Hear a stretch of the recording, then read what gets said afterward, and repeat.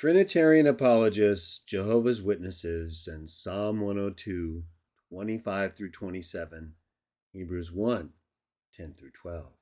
You might be wondering, why am I doing a video about these texts? I've talked about them before.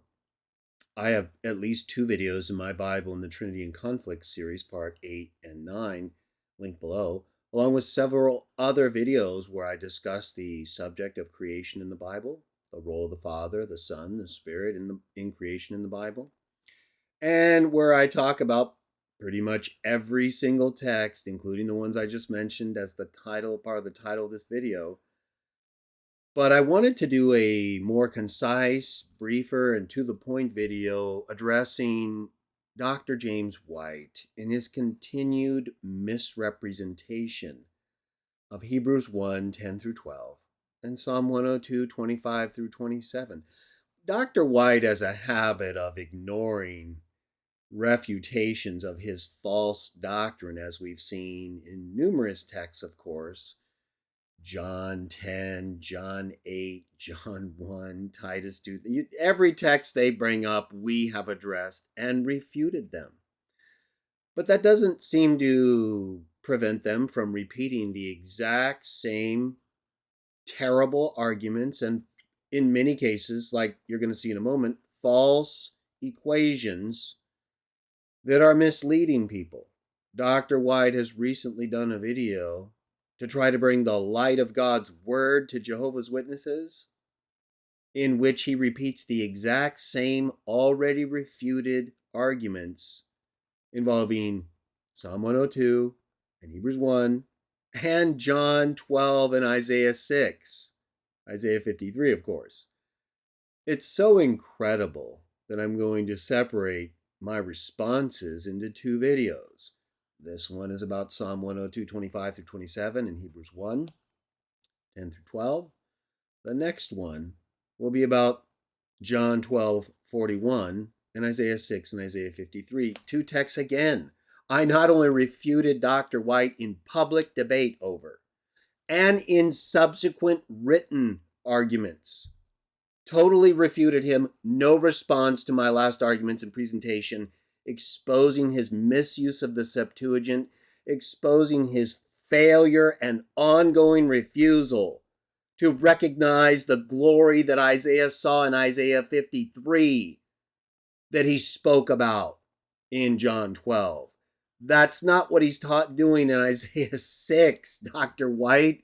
You've already been exposed and refuted in writing, in public debate, and in publication in my defended editions. I'm going to do it again. I even have another video on the subject. I've written an Elihu online paper you haven't responded to.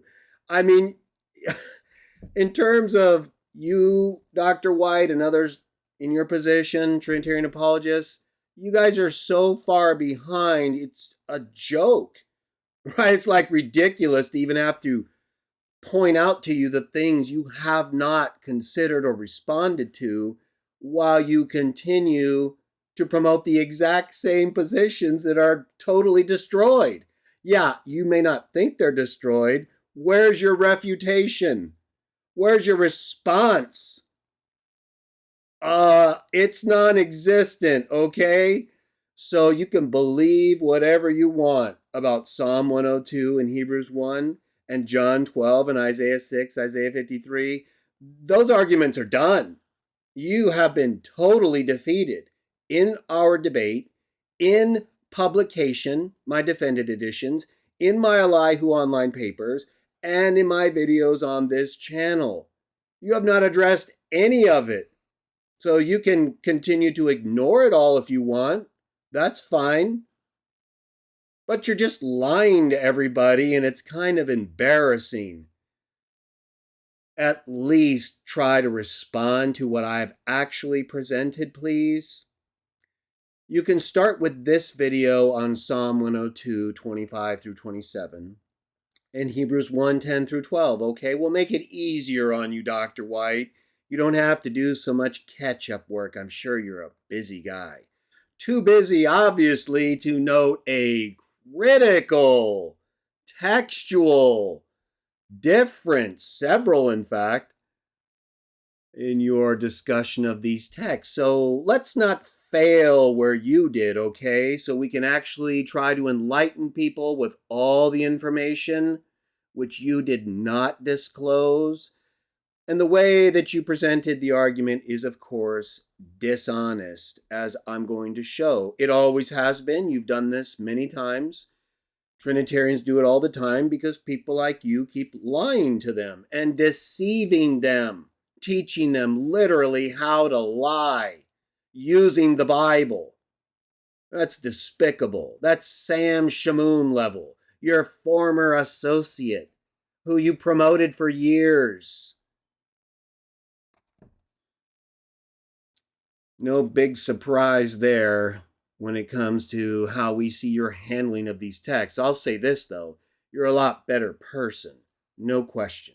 Even in your video on the subject we're going to be considering, you had a lot of good qualities you presented in terms of being respectful and humane.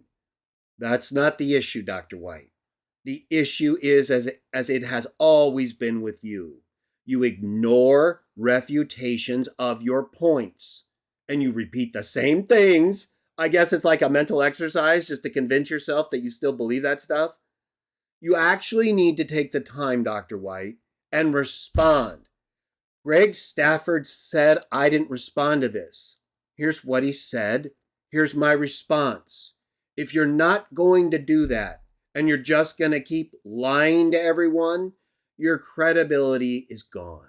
I'm sorry. You're no different than Sam Shamoon in that respect. Now, if you want to actually respond to things you have ignored to this point, that'd be great. We've been waiting a long time, like 2 decades minimum. And before that, before our debate even, leading up to it, you did not address our points. You just say the same things over and over again. Fine, you believe them. Okay, well, then explain this to me. Why are you omitting discussion of key variants in these texts? You clearly know textual issues. You talk about them all the time.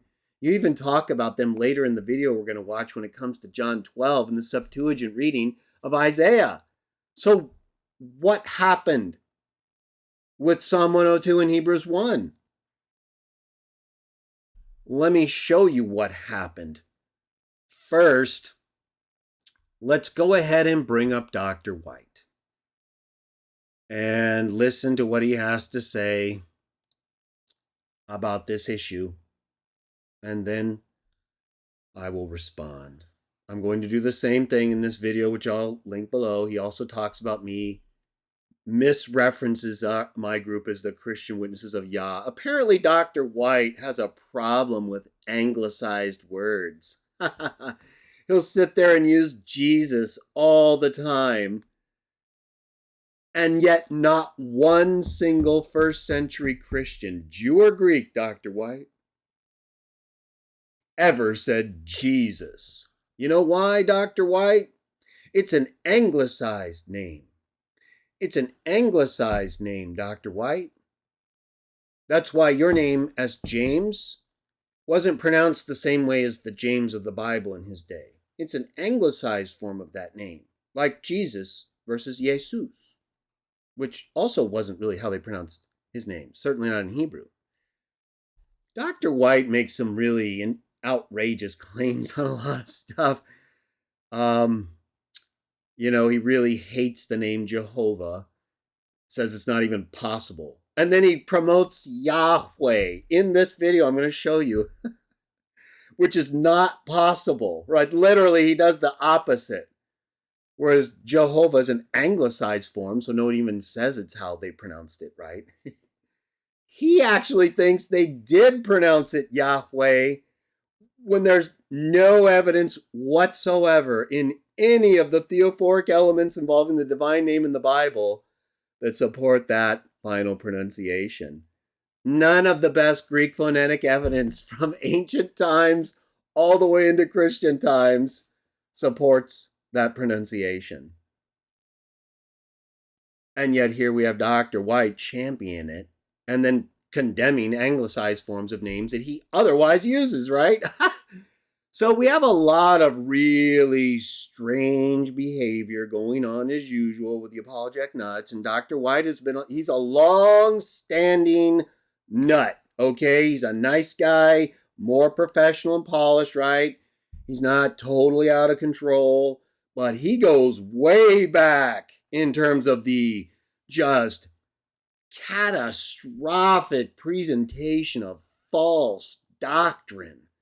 This guy and his ministry, Alpha and Omega, Jeff Downs and all these other people, are catastrophic. They're the ones who helped promote Sam Shamoon.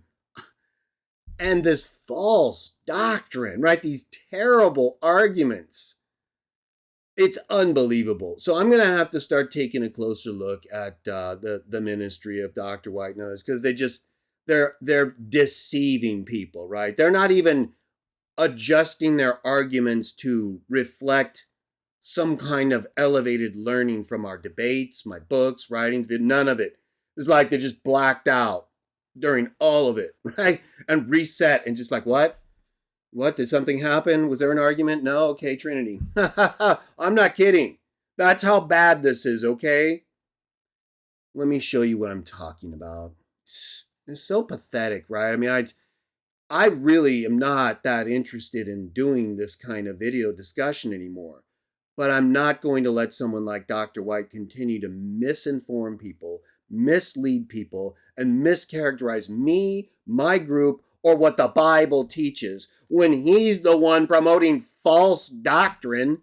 He's the one promoting a false name of God, and he gets all fired up over this new translation that uses Yahweh in the Old Testament. He's like, oh, we find the Legacy Bible. We finally got one, everybody.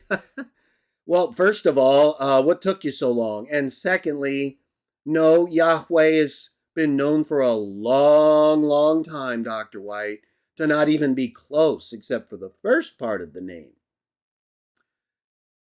It's just so pathetic and depressing, right? To see this just level of atrophy, to just see no progress whatsoever. And I get it, right? To progress would mean to leave behind all this false doctrine.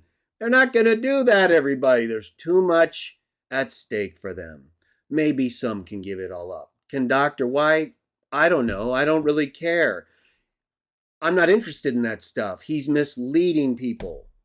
He's promoting false doctrine using the worst arguments I have seen in a while, because he's openly omitting key information that a person like him should know more than anyone.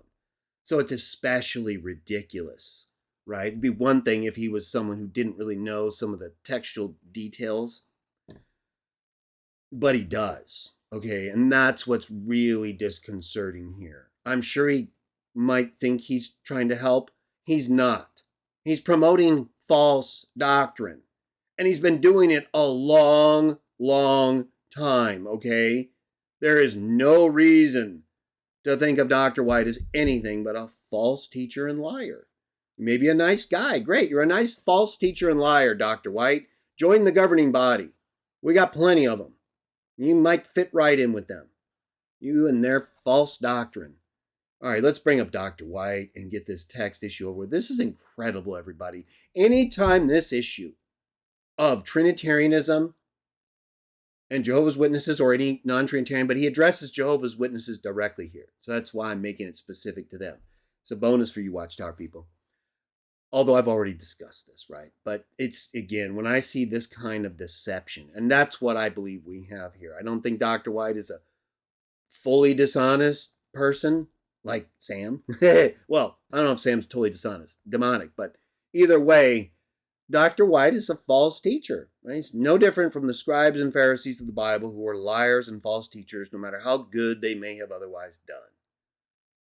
And here's your proof right here. Let's get to it, everyone. All right, let me put my face down. We'll give him a better view so he can have his logo right there. That's fine. All right, Dr. White, let's see what you got to say. I asked them to turn to Psalm 102, 25 to 27. He's talking about an encounter he had with three Jehovah's Witnesses, 3 elders, I believe he said. And I have it up here. I do not have the New World Translation in Accordance Bible Software. This is a video he did 5 days ago. Okay, this is very recent, just came out. They don't have it because they can't. It's copyrighted. So I'll be using Legacy Standard Bible. That's the one he's also pumped up and proud about with Yahweh, right? No use of the divine name in the New Testament, creating a conflict between Old Testament quotations, right? So Acts 2, 34 through 36, quoting Psalm 110:1, right? Looks ridiculous, makes no sense. But that's good for them, right? Because if they get a distinction like there actually is in the Hebrew text, we're going to get to it, where David's Lord is explicitly not identified as Yahweh, Dr. White, in Psalm 110:1, right? And yet, what are you not seeing there? And what are you not seeing in relation to that in Psalm 102, 25 through 27? Because the author of Hebrews quotes them back to back. Did you notice that, Dr. White?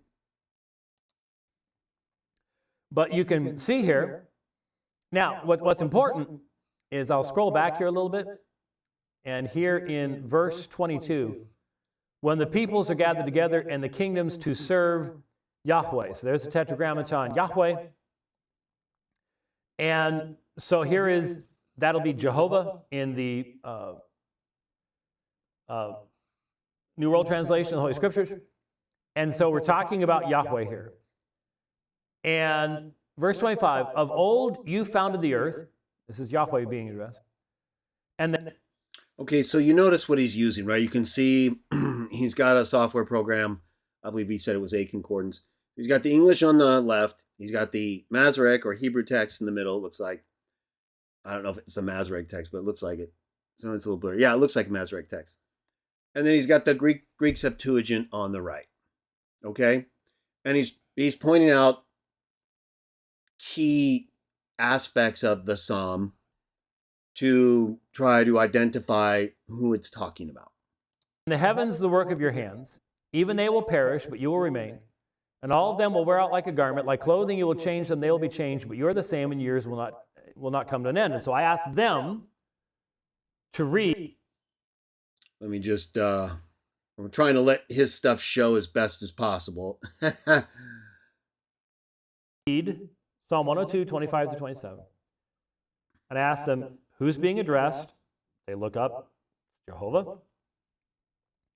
So Jehovah's being addressed. And what is said about Jehovah here? Well, he is Okay, so you see how he's setting up, right? Basically, he's saying that the context of Psalm 102 is clearly talking about Jehovah. And so he's trying to establish that identification here. And he's going to make this point about immutability, right? Non-changeableness. changing. He is immutable. You are the same, your years will not come to an end, and he is put in direct contrast to the creation, which comes into existence and ages, but he does not age. And that's all fine, right? That's basically what the psalm is talking about. It's talking about the pitiable and deteriorating condition of man versus the everlastingness of God, right? The fact that the things he makes and brings into existence will eventually pass away unless he keeps them standing, right? Like Psalm 146, 148 says. But he's always there, right? He doesn't grow old in the sense of deteriorating, dying.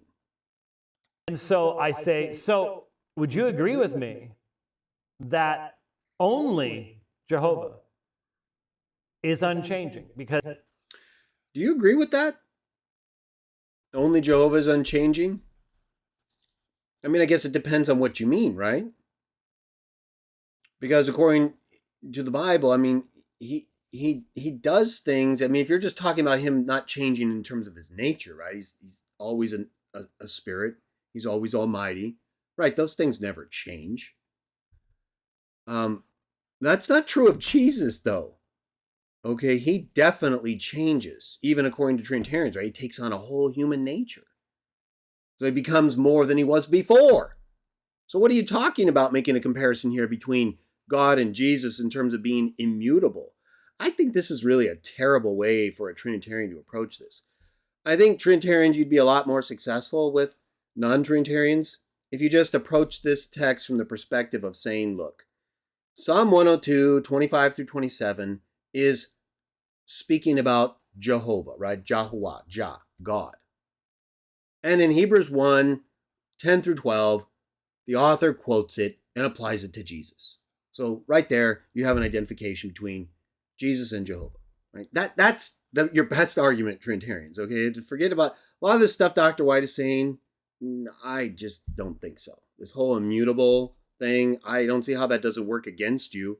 A Watchtower witness or a non-Trinitarian will pretty quickly see that the argument you're making about God's immutability doesn't transfer over to Jesus.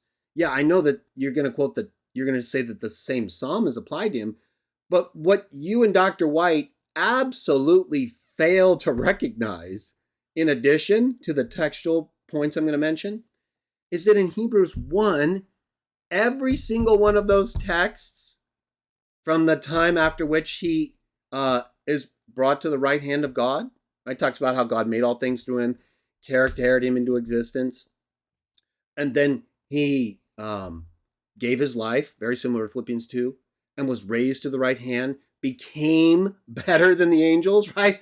That's mutability, Dr. White. He's actually becoming better than another group of beings.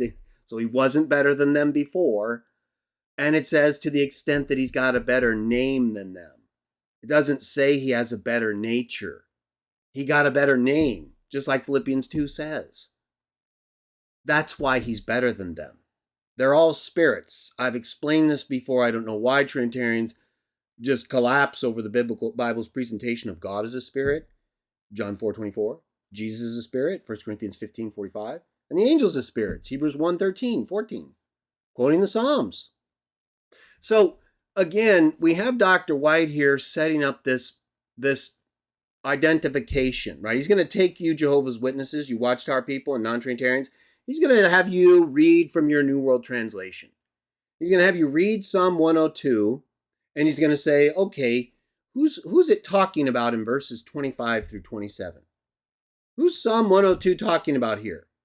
And let's just go ahead and bring up that text.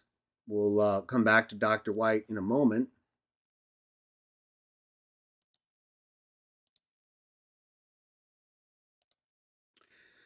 Right, so right here,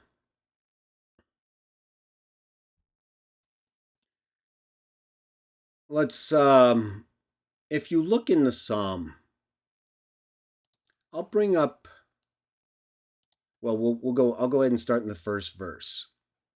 We go to verse 1. You can see right here, right, we're dealing with morally bankrupt translations, everyone.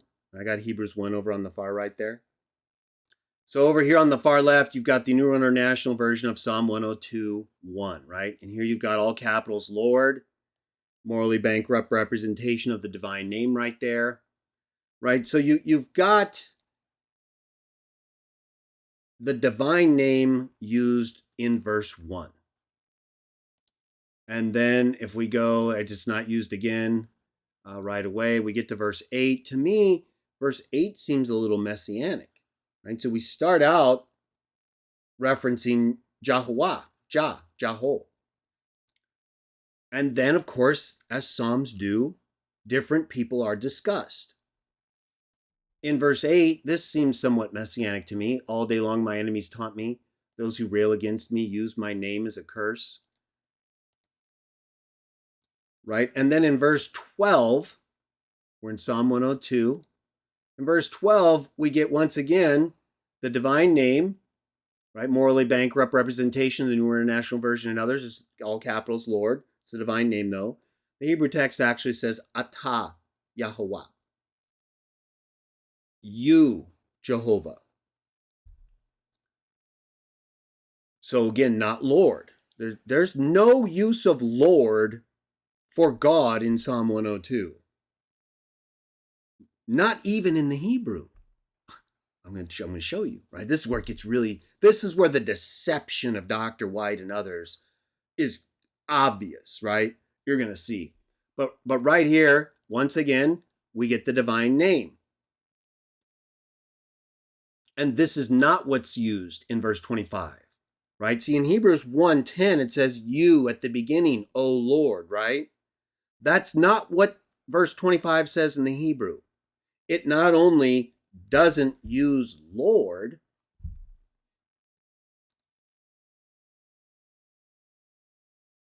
in the Hebrew text, it doesn't, the divine name is not used. So neither one is used in Psalm 102:25. So you may be wondering, why does Hebrews 1:10 quote Psalm 102:25 and use Lord? I'm going to explain it to you, and you're going to see why. But not if you watch Dr. White. He doesn't bring this up ever. Not in that video, and I haven't heard him bring it up elsewhere either. Either way, I've brought it up. So there's no excuse at this point for failing to address it, right? If we go to verse 15, we're just looking at the context of Psalm 102, everyone, right? Dr. White basically read one verse. I think it was verse 22, where we referred to the divine name.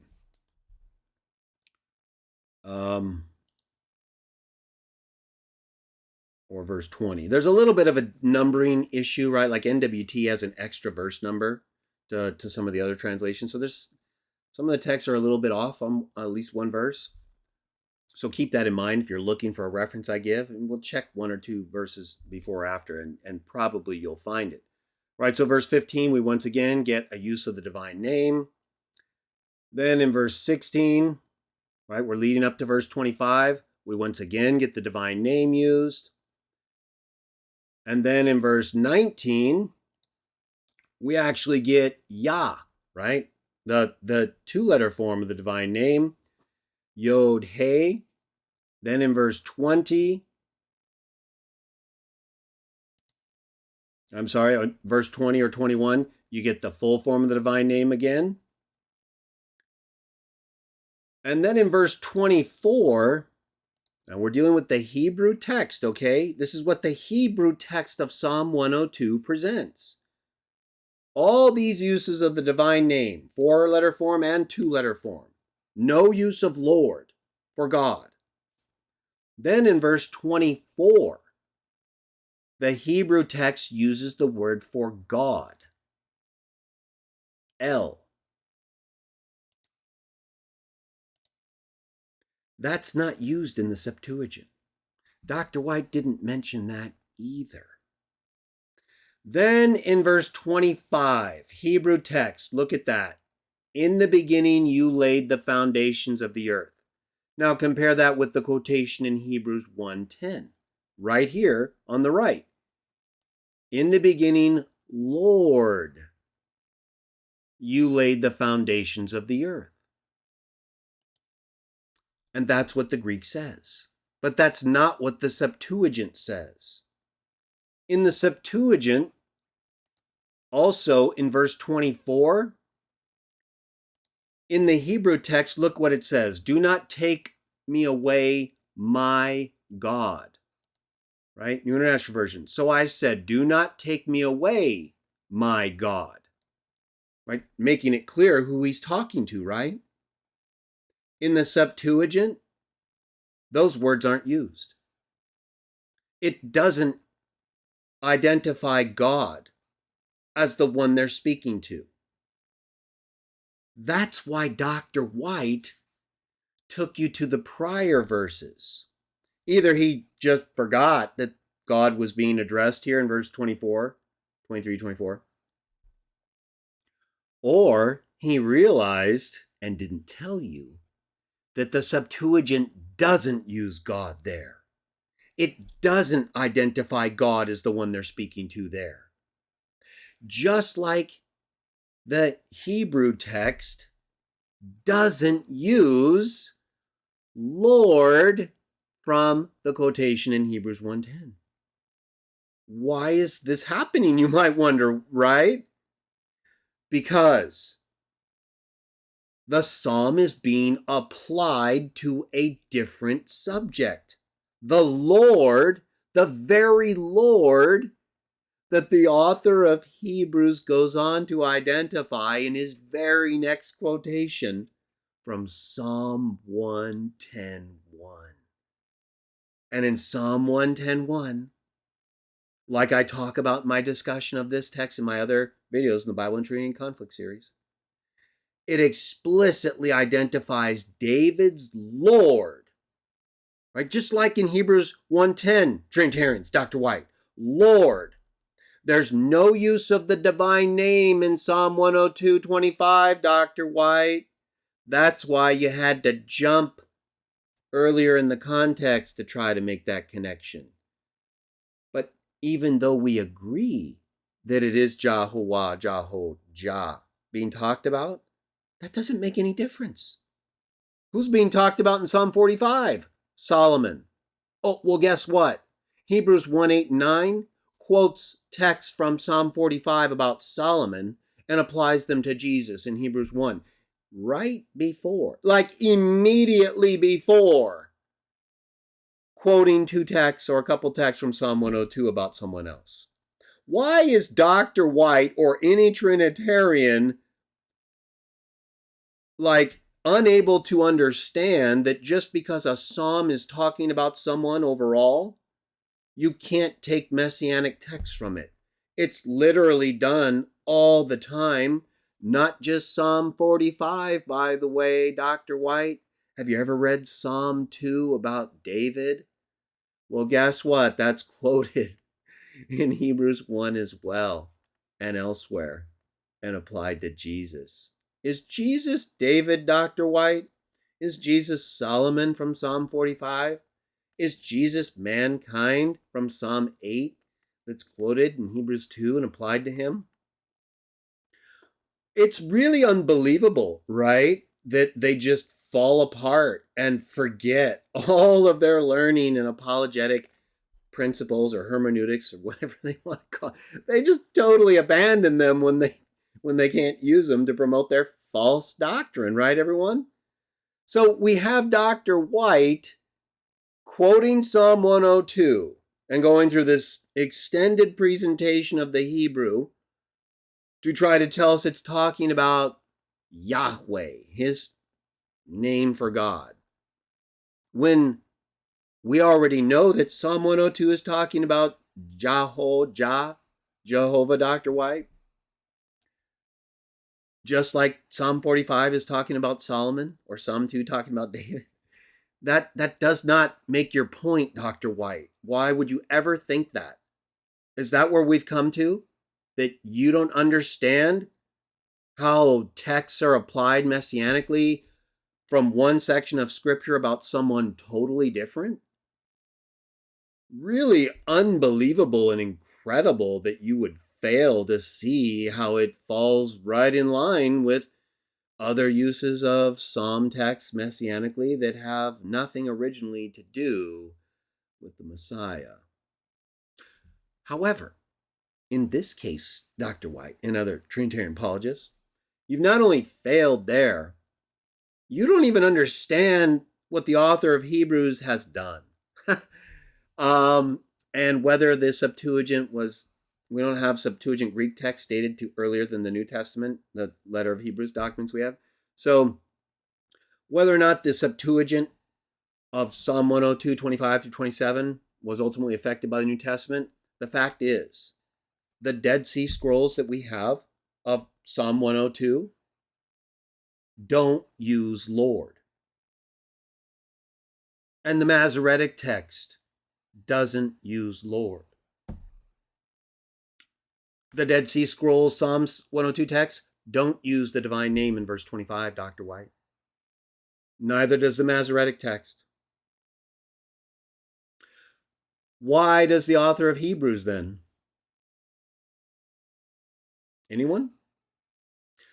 Because he's identifying someone else, I would say.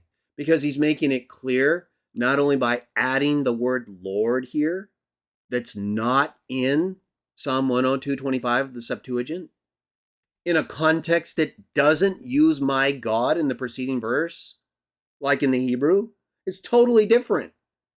It's easy to see how that would be applied messianically by the author of Hebrews in a context where he also applies Psalms from David and Psalms from Solomon in the exact same chapter that he started out telling us is God creating or making things through the Son.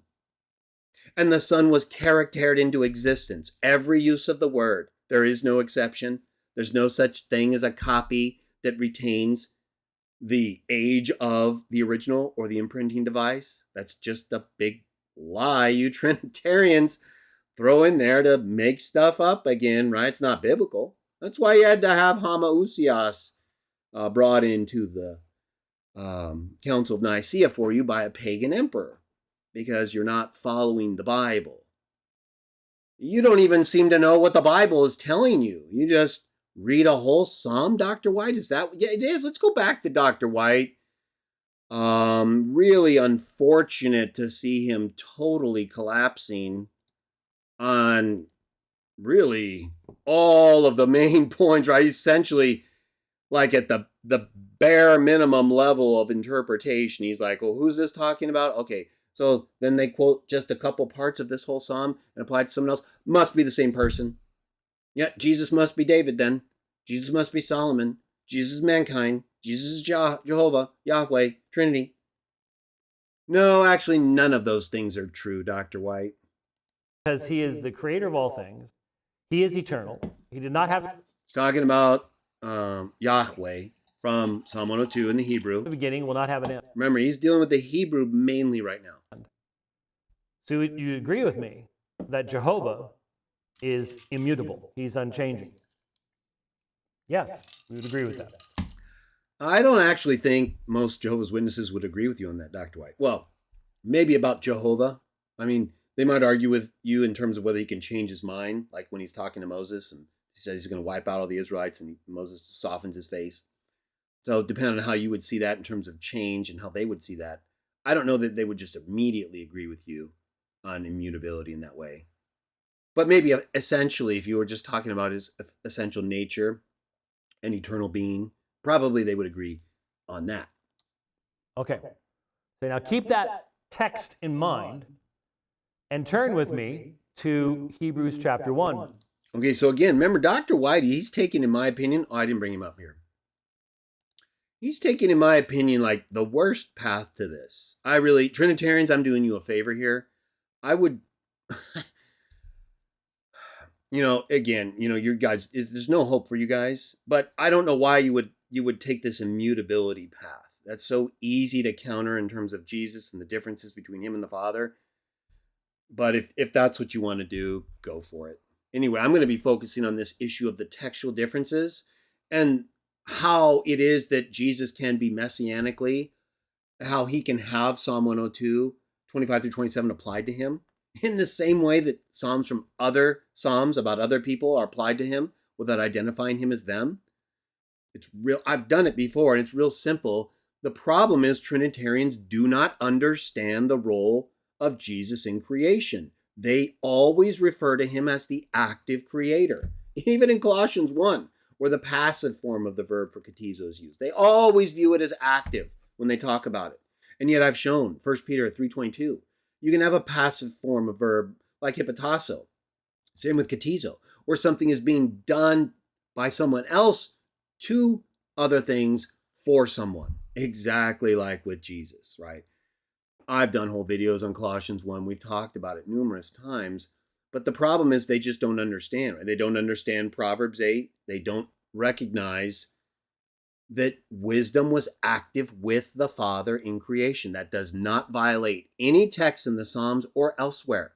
They're not talking about the sons of God being with God when Jehovah says, who was with me? I created all these things by myself. We do believe he created them all by himself. The Father created all things out of himself. 1 Corinthians 8:6, Revelation 4:11. Katizo is never used of the Son. Yet you guys always say create. Even in Hebrews 1, 10 through 12, Psalm 102, 25 through 27, it's themeliao, to lay down, to put together, basically, just like in Proverbs 8.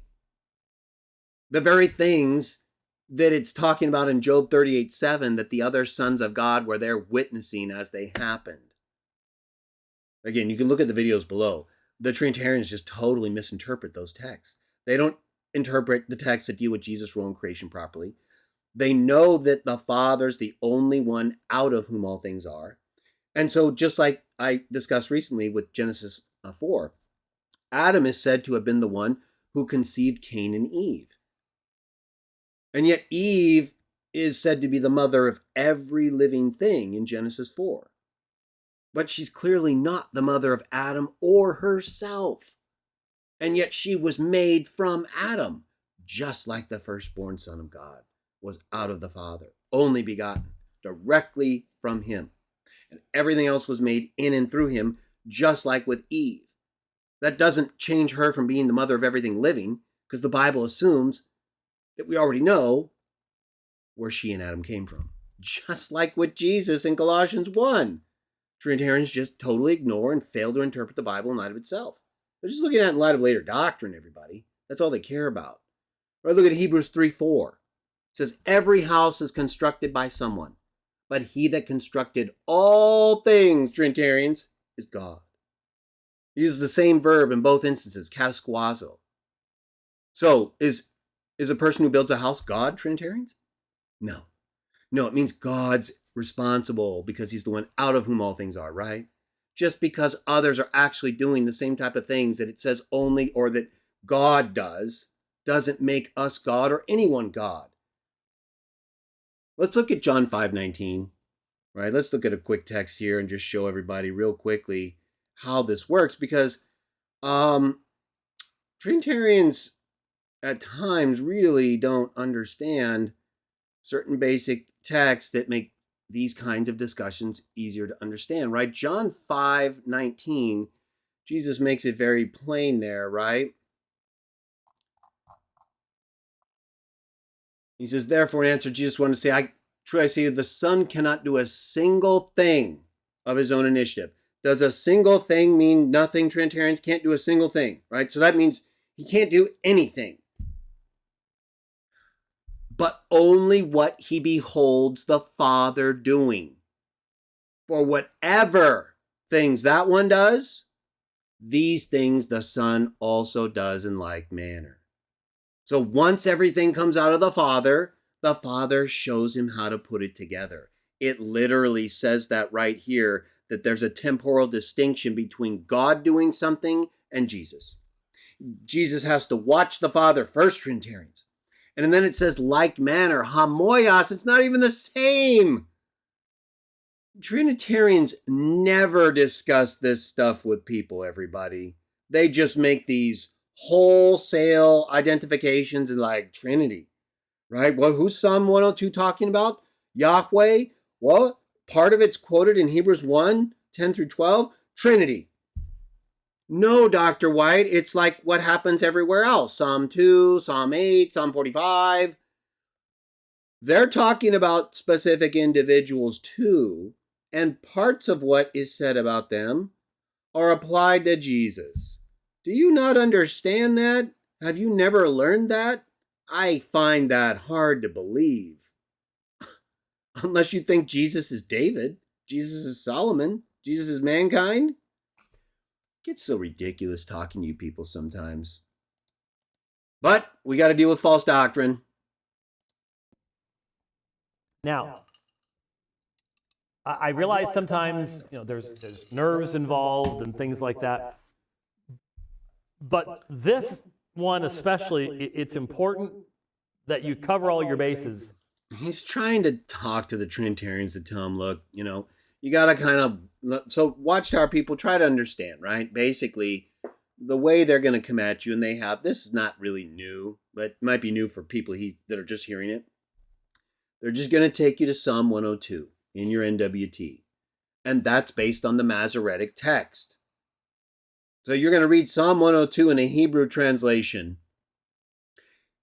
that has two critical differences with the Greek text, one of which is directly quoted in Hebrews 1, 10 through 12, that makes it totally different. It literally introduces a new subject that's not in the Hebrew text. Now, either Paul did this on his own, like just borrowed language from Psalm 102, 25 through 27, and added Lord to make it messianic in relation to Psalm 110:1, which he then next quotes like right after this. Or there was a Greek text of the Psalms that had this translation that he's quoting. But the Dead Sea Scrolls don't have Lord, consistent with the Masoretic text. So I would say, based on all the textual evidence, even though it's a little open, that Paul probably just added Lord to make it clear he's talking about it in a messianic sense. He already described the role of the Son in creation in verses 1 through 3. He's the agent in creation. It's like everywhere presented for us over and over again, distinct from the Father, who's the active creator and source. All consistent with Proverbs 8, which is linked with Micah 5 and the Messiah. I have a whole video on it, everybody. Multiple unique connections with those texts. This is really undeniable, right? So, and even the early Trinitarian apologetic nuts like Athanasius, they didn't deny that Proverbs 8 referred to Jesus. They just lied and said it was talking about it creating his human body, which is nowhere, anywhere in that, even implied in that context, right? They just lied. They just blacked out, right? They had no rational answer. So we have Dr. White here, basically, Watchtower people and non-Trinitarians, basically trying to set you up with the Hebrew text that doesn't use the term Lord, that would make it more identifiable in terms of who it's talking about there. Although, again, even when something is quoted explicitly, like from Psalm 45, God is your throne, that is why God, your God anointed you, right? Literally referring to the God of the one he's saying is Jehovah. It's just so absurd. But what they do is they just set you up. They lie to you by using the Hebrew, get you to agree it's all about Jehovah. And Dr. White's even just, he's had this whole issue of wisdom as, being involved in creation, right? It's like at this point he can't really deny it fully. He doesn't believe it, but he doesn't accept it the way we do, and the Bible teaches it. So he's probably thinking, well, if I go down this immutability road, I don't have to deal with this other person or being involved putting things together in creation like the Bible talks about. But again, I think this is even weaker, right? I don't see how you can claim Jesus is immutable. Yeah, Hebrews says he's the same today, yesterday, and forever. But he wasn't a man yesterday and forever, right? It says the days of his flesh are over, right? And he's a life-giving spirit. So it's not talking about he's talking about his teaching, right? Who he is as a person. I'm not saying he never changes, right? He learns things. He learned a whole revelation from God. So if you guys want to try this immutability thing, right? But your false doctrine with the whole dual nature thing, it probably makes you think somehow this is like gonna kill it, right? This is gonna like win the argument. No, it's just gonna set you up for failure, because then you're gonna have to discuss all the changes to Jesus that are not consistent with your whole immutability argument here. And as I was mentioning earlier, what they really fail to understand here, everybody, as we're getting to Hebrews 1, I started to mention this earlier, but we weren't quite in Hebrews 1 yet. Hebrews 1 is talking about everything after his resurrection. It literally, it talks about how God made all things through him, right? Spoke to us in these last days by means of a son, gave his life, sat down at the right hand of majesty, became better than the angels. And then it says, for to which of the angels has he said, right? Because as I've explained, and as Trinitarians never seem to understand, it just said he became better than the angels because of the name he was given. Well, he got that when he was a man, lower than the angels, the gods of Psalm 8. Hebrews 2, 7 and 9. So he was not an angel. Why do you Trinitarians not understand Hebrews 1? It's talking about him as a man and how no angel did or had said to it those things he did or had said to him as a man. He didn't do that as an angel, Dr. White.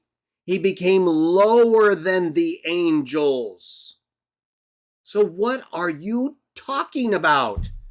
Why do you Trinitarians act like somehow this proves he's not an angel? It's literally talking about him after he became lower than the angels. So how could it be referring to him as an angel? No angel became a man, Dr. White, and it's as a man, not as an angel. He did these things. Not a God-man, not a part of a Trinity, Dr. White.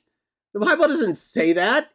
You're just adding all that stuff. It literally says he was a man, the last Adam man.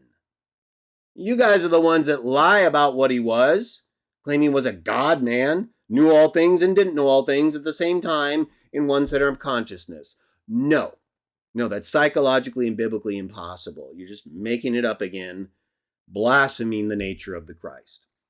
For false doctrine. Unbelievable.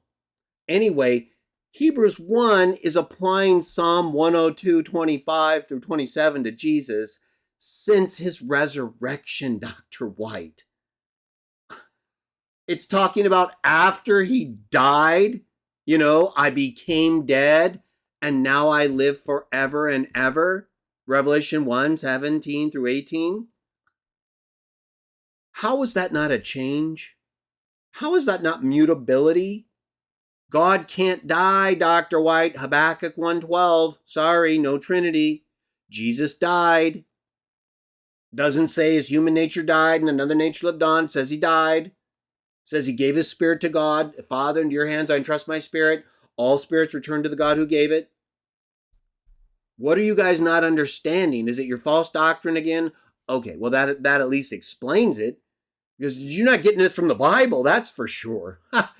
And you're misrepresenting it. It's talking about him not changing since he's been resurrected, Dr. White. Not dying ever again. He just literally died. And you're quoting Psalm 102 about Jehovah in the context of him never having died? And saying it's the same thing? No, not even close, actually. Just like the quotations from Psalm 2 aren't the same when applied to Jesus. Did David die and get resurrected, Dr. White? No. So the application in Hebrews 1 is different, isn't it? In Psalm 8, humans weren't pre-existing as a spirit being before becoming a man, unless you're a Mormon, right? So there's a difference there in the application to Jesus. He's not the same as humans that were made humans. He existed before. Psalm 45, God is your throne forever and ever. That's why God anointed you more than your partners. That's not the same as Solomon either. Is Solomon sitting on Jah's throne in heaven? The Son is, after he was allowed to, because it's not his throne. Another change in authority, attributes, existence, right? Dying as a man, being raised as a spirit. There's mutability everywhere. And yet Dr. White is heralding this point as somehow like great. Yeah, it's great at getting you refuted. If I was talking Dr. White, you can do better than this. I suggest you switch back to the argument saying they're the same in terms of creator. You'd have a better chance probably establishing your point than this mutability position. You're not only incorrect in terms of the comparison with Jesus and God, the quotation is after Jesus' resurrection.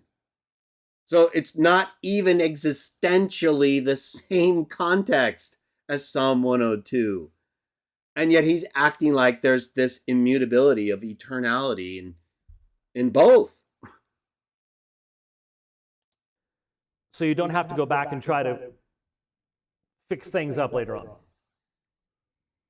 You could just go to verses 10 through 12. Don't do that.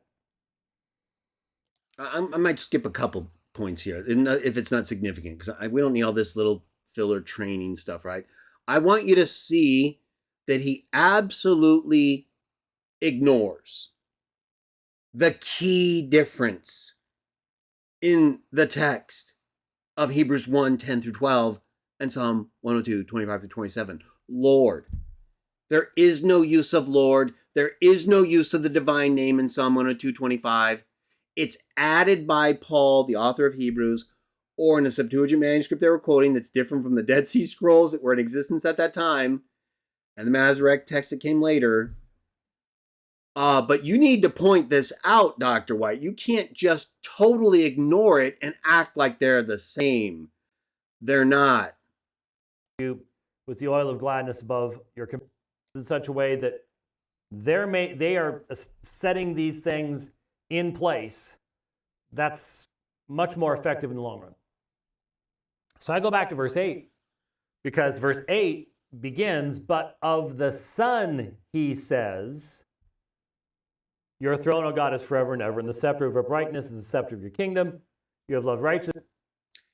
He's either going to go on and mention that as like a mistranslation, or he did that before. This is totally incorrect. Right? I've discussed this recently.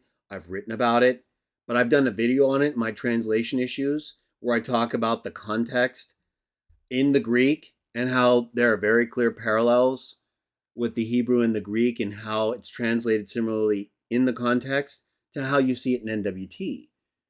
So he's just incorrect, everybody. And that's the Trinitarianism coming in again, right?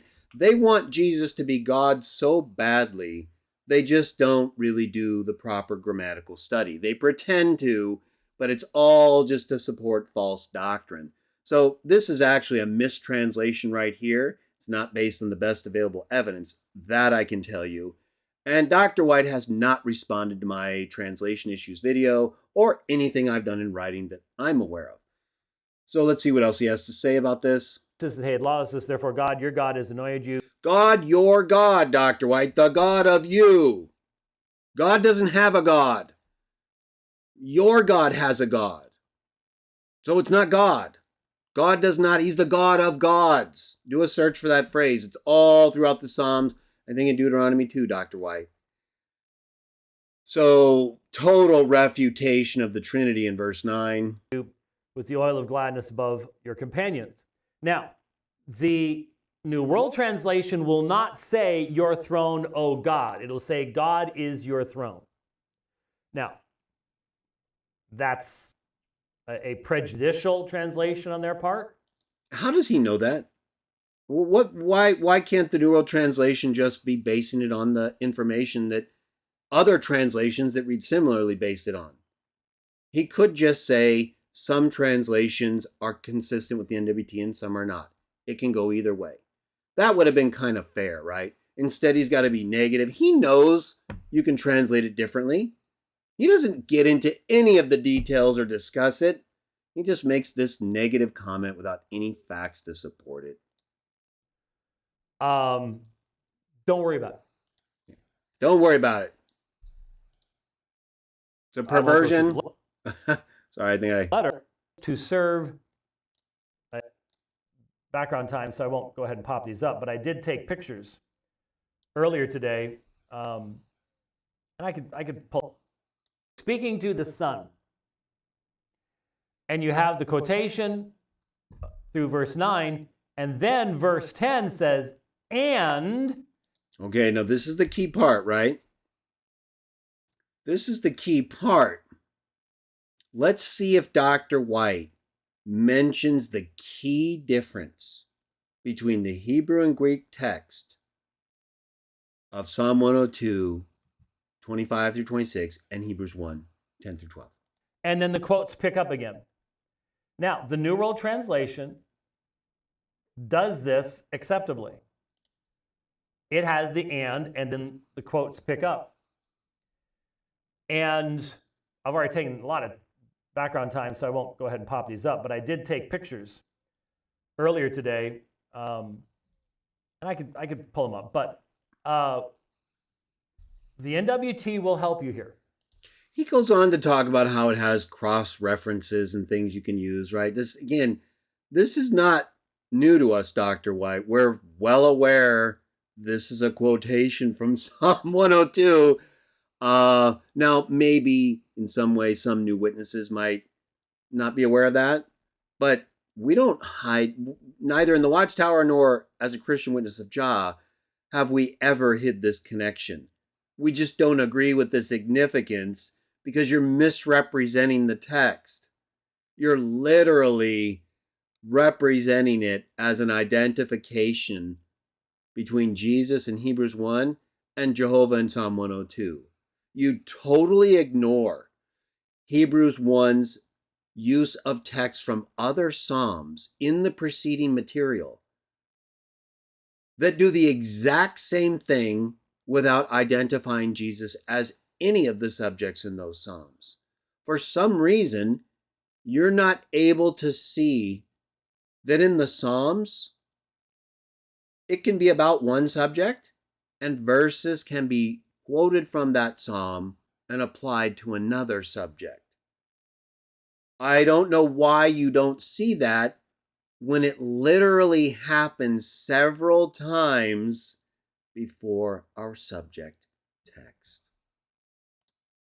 The NWT will help you here.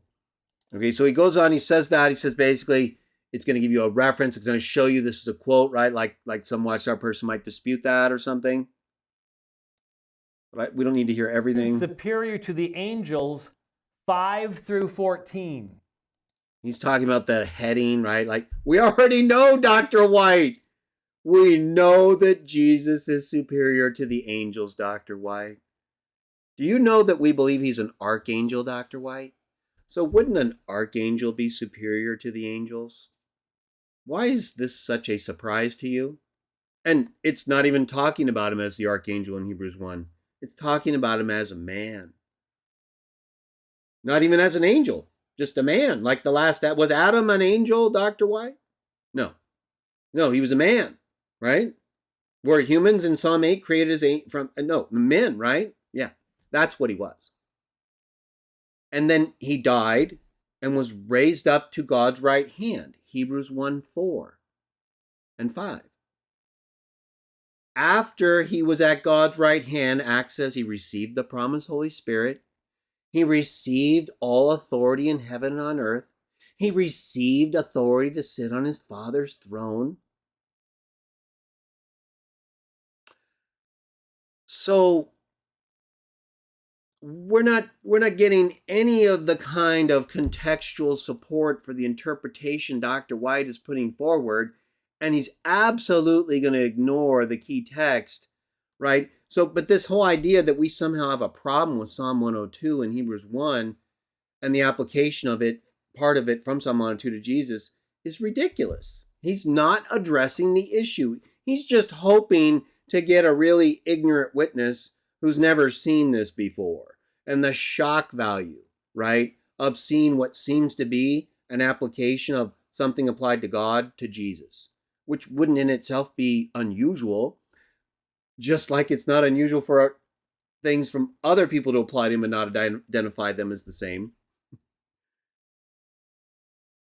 But what we recognize also, Dr. White, is that Jesus is the wisdom of God from Proverbs 8. He literally says that in Luke 11 and Matthew 23, using the personal pronoun I. That's personification.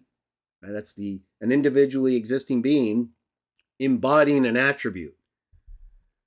And he's described all throughout the New Testament, including Hebrews 1, as being essentially involved, just like wisdom is in the creation. And you misrepresent the messianic application being made by the author of Hebrews, the textual differences between Hebrews 1 and Psalm 102. None of this comes up in your discussion here, and probably not with the three elders you visited with. So their own outline says that verses 5 through 14 are about the Son being superior to the angels. We already know that. But then, that's why it says that. In the cross-reference in the 2013, we already know that too. It's no surprise. So found them in to Jehovah. This is why this is, like I said, you can use their own cross-reference there. If there's, well, I'm not sure it's about the Son. Well, even your outline says it is. The quotations in your text say that it is. So here you have a New Testament writer that takes a section that we all agree is only relevant to Jehovah, uniquely to Jehovah. No, we don't all agree on that. That's something you invented. You literally invented that premise to start with.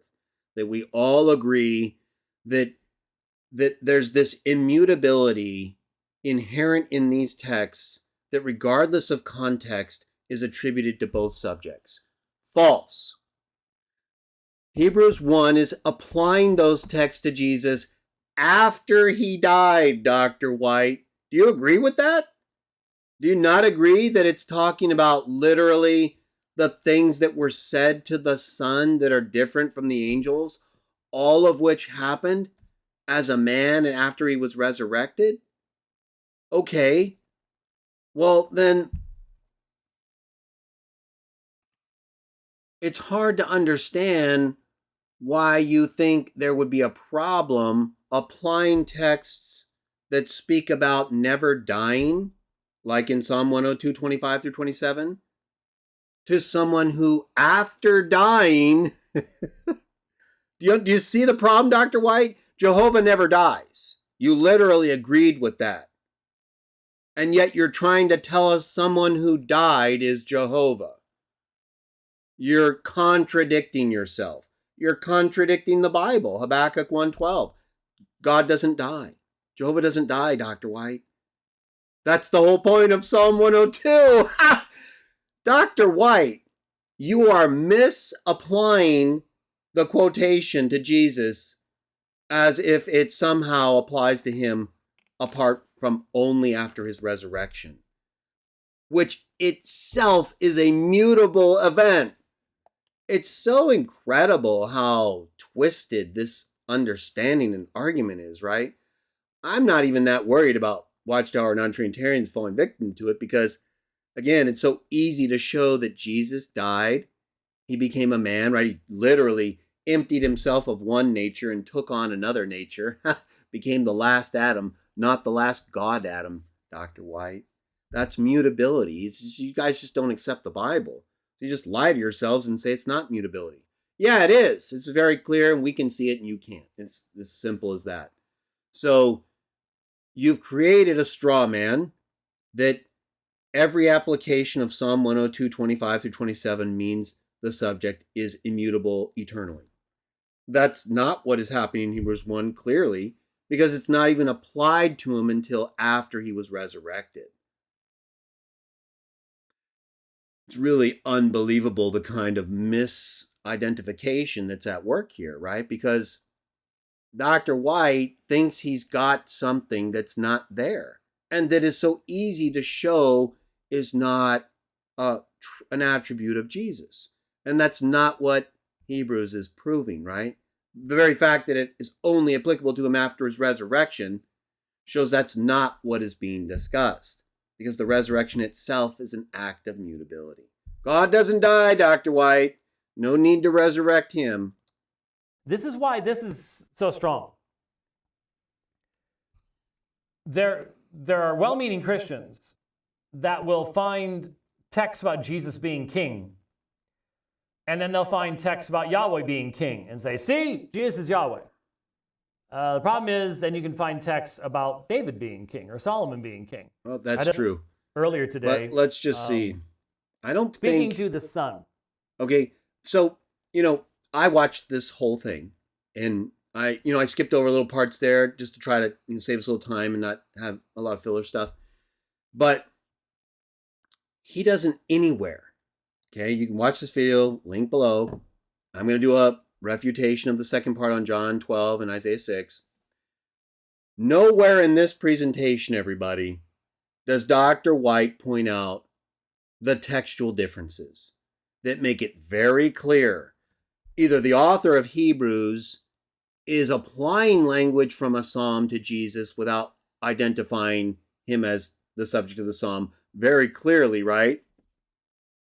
Or he's quoting from an existing text that's different from the Dead Sea Scrolls, the Masoretic text. There's no other explanation for why he would add the word Lord. It's not in the Hebrew text of Psalm 102, 25-27, and neither is the divine name. And yet the divine name, in two forms, is used multiple times leading up to verse 25. So why wouldn't it use it there, or Lord? Because in the original psalm, it didn't have to, did it? We can all see it's talking about Jehovah in its original setting, right? Just like Psalm 2 is talking about David in its original setting. Just like Psalm 8 is talking about humankind in its original setting.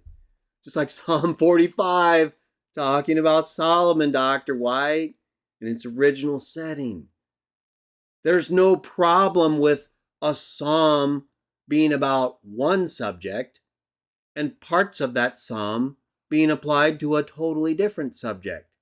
And in the case of our subject texts, that is made explicit by the author of Hebrews, namely that he's making a different application to a different subject by using Lord. And then immediately after quoting Psalm 102 and using Lord to make the application fit to the Messiah in a context which in the Greek doesn't address God, so it's even more appropriate to use since it's not explicit in that way. But even if it was, again, that's often done. That's not unusual. That's the whole point of quoting things from the Psalms, and none of them really originally applied to the Messiah. They're applied to the Messiah from the original subject. And in the case of Psalm 102, there is a unique reference and description to God who never dies, right? In comparison to everything else, unless he keeps it alive. That is applied to Jesus by the author of Hebrews to show that the Son is better than the angels because he never dies anymore. He did die, unlike God. He's mutable.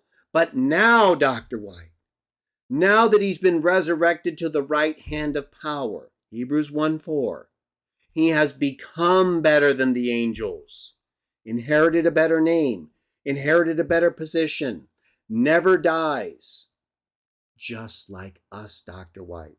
1 Corinthians 15, everybody, literally describes Christians putting on immortality and death being swallowed up forever. Because we're putting on the image of the Christ. So Dr. White and Trinitarians like him have totally misapplied the context of Psalm 102 to the context of Hebrews 1, when the original is talking about God in heaven and the subsequent is talking about the Son dying as a man and being raised to God's right hand. You couldn't get two more different subjects. One's mutable, the other one is immutable. Dr. White has it wrong. He has also absolutely failed in his duty and responsibility as a New Testament scholar to point out the significant differences between the Hebrew and Greek texts that show that the psalm is not immediately being addressed to God like it is in the Hebrew, and it is being addressed to a new subject called Lord, not Yahweh, or Jehovah, or Jeho, or Jah, as we say. Just like the very next text quoted by the author of Hebrews in verse 13, proving that the Lord that he added to the quotation from Psalm 102 in verses 10 through 12 is not Jehovah. Not Yahweh, Dr. White. You know who the Lord of Psalm 110:1 is? Let's go take a look. Let's go take a look, and we'll wrap it up with this, everybody, because quite honestly, I think this is pretty easy to understand when you just look at how texts from the Old Testament are applied to a new subject, the Messiah in Hebrews 1, from other subjects, and how the quotation from Psalm 102, 25 through 27 is different in a critical way that is not represented by Dr. White or others. Almost never, really, right? Because if they do that, what are you going to say? What are they going to say when they say, hey, read Psalm 102 in your New World Translation? Tell me who that is. Oh, it's Jehovah? Okay, great. So look at Hebrews 1, 10 through 12. Do you see it's applying Psalm 102, 25 from Jehovah to Jesus right here? Like your cross-reference and everything says? You do? So Jesus is Jehovah, right? When they do that, here's what you say. No, you lied to me. I was patiently watching as we read Psalm 102 from the Hebrew text to see if you would ever bring up the fact that in the quotation in Hebrews 1, 10 through 12, it's different. It's totally different. It uses a term, Lord, that's different when applied to Jesus than God, that's not used in Psalm 102, 25. It doesn't even use the divine name there, even though it uses the divine name multiple times leading up to it. So the author of Hebrews changed the quotation, didn't he? Why didn't you mention that? Oh, well, the Lord there, it's the same. No, actually, God's never called Lord in that psalm. And the author of Hebrews, right after quoting Psalm 102, quotes Psalm 110:1. You know what's in Psalm 110:1? Lord. You know what else is in Psalm 110:1? Jehovah. You know who's the Lord of Psalm 110:1 according to Hebrews 1 and Acts 2? The Messiah. Not Jehovah. Psalm 110:1. Here it is. Well, we'll go to the face cam.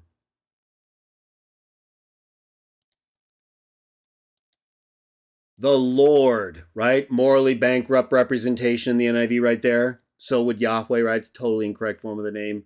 The Lord, capital L-O-R-D, says to my Lord. You see that, Trinitarians? Lowercase L-O-R-D. Lowercase L-O-R-D, capital case L-O-R-D. One of them is Jesus, Trinitarians, and one of them is the one God of the Bible, the Father. And in the Hebrew text, it makes that very clear. In your Bible translations, nope. No clear. All unclear. Lending itself to false doctrine. Now, if you go to Hebrews 1, everyone, and we'll wrap it up. We'll take a look at this, and then we'll do a quick look at Acts 2. In Hebrews 1, very clearly, right, talking about how he will remain, they will perish, they'll be rolled up, he'll remain the same. Right after that, literally, immediately after, no in between, immediately after quoting part of Psalm 102:25 with a totally new and different term changing the application that doesn't correspond to the Hebrew text. Right after doing that and adding that new term for Lord that's not the divine name, right after quoting Psalm 102 and applying it to the Son in Hebrews 1:10 through 12, Trinitarians, the same author quotes this Psalm 110:1. To which of the angels did God ever say, sit at my right hand until I make your enemies a footstool for your feet? When did that happen, Trinitarians? When did Jesus sit at God's right hand? Verse 4. He made a purification, then he did it. After he died and was resurrected, Trinitarians. You've got the whole context of Hebrews 1 wrong. You're completely mishandling the context of Psalm 102 and pretending it's the same as Hebrews 1 when there's like several quotations made all to show how the Son became better. Mutability, Trinitarians, and showing he wasn't better. Why? He was lower than them. Hebrews 2, 7 and 9. Same context, Trinitarians. It all fits with the Bible. None of it fits with your false doctrine. Dr. White, you have absolutely misinterpreted these texts, and you should be ashamed of yourself for completely failing to explain to people. You had the Greek text there, you had the Hebrew text, you had the Septuagint text, you had them all right there. Why couldn't you just be honest and tell people, hey, I think this fits with the Trinity, but there's some differences here. The author of Hebrews quotes this psalm in a way that's different, like really different from the original Hebrew, makes it seem totally different in terms of the subject, just like the other quotations from the other psalms apply to a different subject. And the Greek text of Hebrews, of the Hebrew of Psalm 102, doesn't introduce it as a direct address to God. Verse 24, 23, 24. Massive differences that make the application to the Messianic Son of God, resurrected to God's right hand, who was there with God, putting things together with his hands, the works of your hands. That's absolutely applicable to the Son. He watched the Father, John 5:19. He watched the Father, all things out of the Father, put things together, and then the Son did it like the Father, Trinitarians. Homoios. First the Father, temporal distinction. Then the Son learns, attribute distinction, mutability, Trinitarians. Well, the Son learns from the Father, does it similarly. When you actually align your theology and Christology with the Bible, Trinitarians, you won't have any problems at all. We don't have no problems. It all fits. The only problems we have is with you. You give us fits because you're nuts. And you misrepresent the texts. Dr. White, you could have just said it uses Lord here, and that's not in the Hebrew, and the Septuagint, the Greek translation we have, doesn't use God in the preceding verse. Seems to make the application totally different subject, just like the others. I mentioned this already, right? You don't say anything like this, and then say you just don't agree, and you still think it supports Trinity. So you're dishonest in this regard. You either really don't know the text the way you should, or you have failed to present the required information that shows clear differences between Psalm 102 and Hebrews 1 and the quotation, verse 10. One last text. Let's just go ahead real quick. Book of Acts, once again, same Psalm 110:1, quoted again.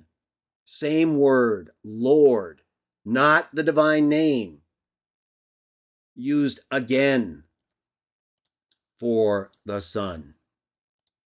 Right here. Acts 2:34, David did not ascend to the heaven, and yet he said, the Lord said to my Lord. Right? You don't even get the all capitals Lord here, Trinitarians. The NIV is so morally bankrupt. Even the Living Translation makes it look terrible. NIV is really perverse in its representation of true doctrine. Right? Divine name, you just get the exact same use of Lord in both instances, right? It wasn't even that way in the Psalm 110:1 of NIV. Just a terrible translation. Right here, a total misrepresentation of the Lord and Jehovah from Psalm 110:1, right? This is the Lord of Hebrews 1:10 through 12, Trinitarians. This is the Lord that the author of Hebrews added to the application of a couple verses from Psalm 102, consistent with the author of Hebrews. Application of a couple verses from multiple Psalms involving other subjects to a totally different subject to make a point about this new subject that's different from the other subjects, since he died and was resurrected. That's what the author of Hebrews is using these texts for, to show how the Son became mutability better than the angels. And it has nothing to do with his nature, other than him not dying anymore as a spirit, which is the same for us. We literally put on immortality and swallow up death forever, Dr. White. What are you talking about? So we're better than the angels too in that way. Again, you're just not following the context of these documents, and you're looking for excuses to read your doctrine into it. And that would be one thing. That would be bad enough. But when you have to do it at the expense of the text, when you as a textual scholar are not even able to bring yourself to highlight the key differences between these texts that show clearly they're not the same. They're not the same in terms of the original text of Psalm 102 and its application in Hebrews 1. They're not the same in terms of the immutability that God has in the context of that psalm and the immutability Jesus has going forward after his resurrection. And they are certainly not the same when it comes to the identification of the one with the divine name and the one who is Lord according to the one who has the divine name. Jehovah said to my Lord. One is Jehovah, Trinitarians, Dr. White. One is the Lord. In Psalm 102, it's Jehovah. In Hebrews 1, it's Lord. That's why the author of Hebrews uses Lord, but Psalm 102:25 does not. And if you don't understand that, especially given the immediate quotation right after involving Lord and Jehovah and from Psalm 110:1 and Hebrews 1:13, I don't think you ever will. And I don't think you ever really tried. Because anyone who tried can see all of this stuff pretty clearly.